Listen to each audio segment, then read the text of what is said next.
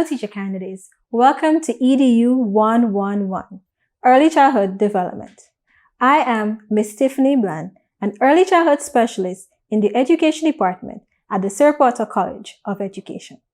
It is my distinct honor as the moderator for this course to present to you an overview of the course.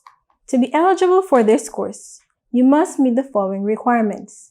You must be a registered teacher candidate on the Early Childhood Program of Sir Porter College of Education. You must be equipped with a laptop or iPad. It is not recommended to use a smartphone only for your courses. Finally, you must have reliable internet access. If you don't have access to reliable internet, you must receive a flash drive with the information from the course. If you have further questions, please seek your nearest CPC center or education department. Why do we study childhood development? Early childhood development is offered in the first semester for all Year 1 candidates at the Sir Porter College of Education. It is essential for early childhood teachers to have a good understanding of how humans develop and use that understanding to observe, plan, and execute lessons that are purposeful and contribute to the development of the young child. Now that you know why you'll be exposed to this course, let's take a look at what the course is all about. EDU 111 focuses on the development of children between 0 to 8 years old.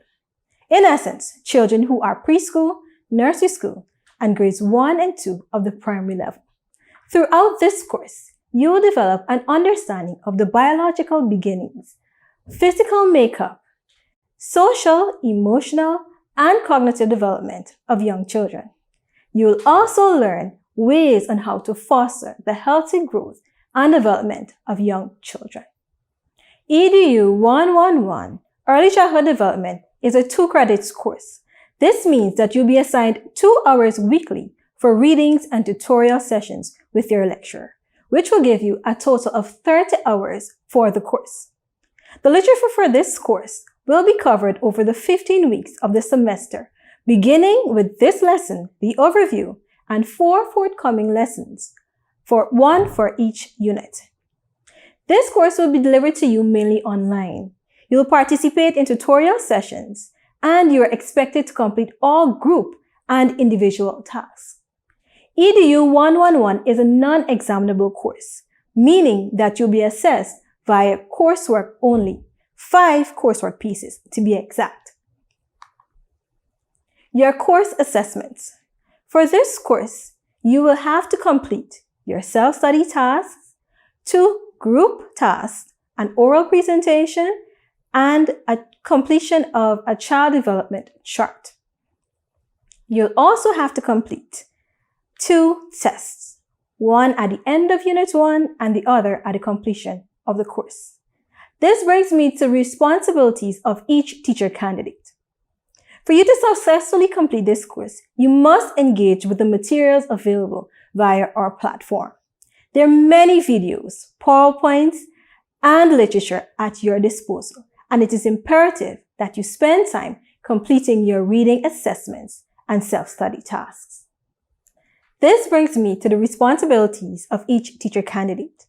For you to successfully complete this course, you must engage with the materials available via our platform. There are many videos, PowerPoints, and literature available at your disposal, and it is imperative that you spend time completing your weekly reading assignments and self-study tasks. As you complete these tasks, certain areas may be unclear, and it's at this point you can formulate your questions. During your synchronous sessions, your tutorial time, you can seek clarity from our knowledgeable lecturers. There are also course resources that are available on our platform via CPC Online's library, as well as our EBSCO host. Let's dive into the literature that will be covered in this course. In Unit 1, we will look at the biological beginnings of humans. For 5 weeks, you will study the fascinating genetic makeup of a human, beginning from conception to birth. You will learn more about how genes influence our development, chromosomes, and how gene links abnormalities occur. You're going to learn about how our environment and heredity play significant roles in our development. And finally, the different stages and changes that occur from conception to the postnatal period. In Unit 2, we begin to take a closer look at the development of the young child from birth through early childhood in each developmental domain. This unit covers the physical and cognitive development in early childhood. As you know, early childhood is a period of enormous growth and development. Children are developing more rapidly during this period from birth to age 8 than any other time in their lives, shaped largely in part by their experiences in the world. During weeks 6 to 9, you will learn about the physical, cognitive, and language development of children.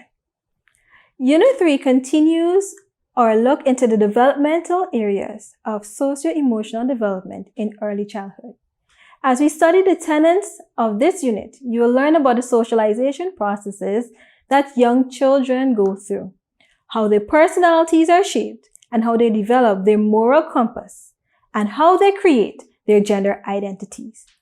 Our final unit, Early Childhood Education, will focus on variations in early childhood education, such as child-centered approaches, developmentally appropriate practices, and the Montessori and Reggio Emilia approaches. Lastly, you will look at some of the issues in early childhood education. At the conclusion of this course, you'll be proficient in the basal tenets in early childhood development and education. That has brought me to the end of my presentation, an overview of EDU 111, Early Childhood Development. I will leave you with these parting words. As you go through each unit, each reading, try to make connections to your life and experiences. In this way, you're in a better position to understand, synthesize, and use the information where it is applicable. Until we meet again, I am Ms. Tiffany Bland, the course moderator for EDU 111, Early Childhood Development. Thank you for listening and best wishes for a successful semester.